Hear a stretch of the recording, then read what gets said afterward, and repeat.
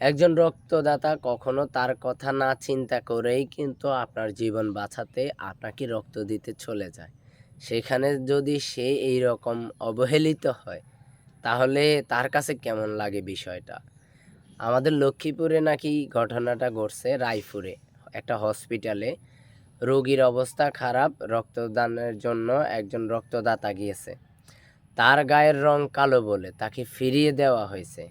তাহলে আপনি একটু চিন্তা করেন বিষয়টা কতটুকু লজ্জাজনক একটা মানুষের জন্য, যে একটা মানুষ হয়ে আপনি আরেকটা মানুষের গায়ের রং কালো বলে তাকে ফিরিয়ে দিয়েছেন। সে কিন্তু অথচ আকপাত চিন্তা না করেই কিন্তু সে চলে গেছে আপনার রোগীকে রক্ত দেওয়ার জন্য। অথচ সে আপনার পরিচিত কেউই না। অথচ মানবতার খাতিরে সে কত কত দূর থেকে আসছে জানি না, তবে আসছে, তো দূর থেকে আসছে আপনার কাজে, মানে আপনার বিপদে আগায় আসছে মানবতার খাতিরে রক্ত দেওয়ার জন্য। সেইখানে আপনারা তার গায়ের রং কালো বলে তাকে ফিরিয়ে দিয়েছেন।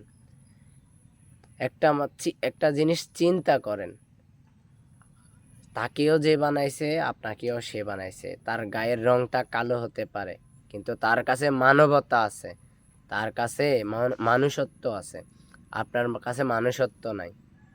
আপনার গায়ের রং সুন্দর হতে পারে, কিন্তু আপনার মন মানসিকতা সুন্দর নাই। আপনার যদি মন মানসিকতা সুন্দর থাকতো, তাহলে এক আল্লাহর সৃষ্টি নিয়ে আপনি এরকম ভেদাভেদ করতে পারতেন না। আপনি যে জঘন্য কাজটা করছেন, এটা আপনি করতে পারতেন না যদি আপনি আসলে প্রকৃত মানুষ হতেন। আসলে আপনি প্রকৃত মানুষ না। তো এই ঘটনাটা আসলে রায়পুর হসপিটালে হয়েছে। তাদের নামগুলো নাকি প্রকাশ করা হয় নাই।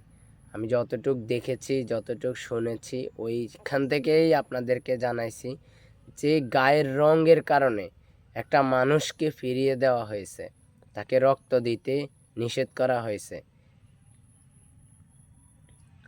আপনারাই বিচার করেন ওই মানুষটা কি আসলে মানুষ নাকি অমানুষ।